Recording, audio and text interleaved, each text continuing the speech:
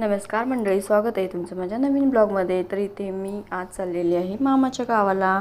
तर आम्ही गाडीमधून चाललेले आहे.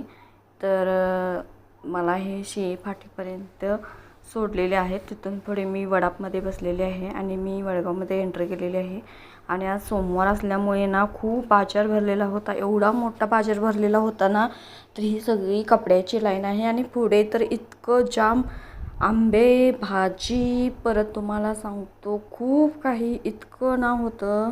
बापरे, गर्दी तर खूप भरलेली होती. जरा उन्हातच जायला वेळ झालेला होता, त्यामुळे ऊन तर खूप लागत होतं, पण गर्दी प्रचंड होती. नंतर आम्ही घरी जाऊन परत आलो आणि वाटेत थोडी गार ज्यूस पाहिजे होता म्हणून ज्यूस पिला.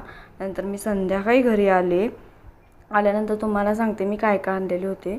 तर ते सोयाबीन, आंबा लोणचे आणि पाणीपुरीसाठी करण्यासाठी 2 चटण्या, खिरीचे गहू, आंबे आणि येतानाच बाजारातून ही मला आवडली म्हणून चप्पल घेतलेली होती.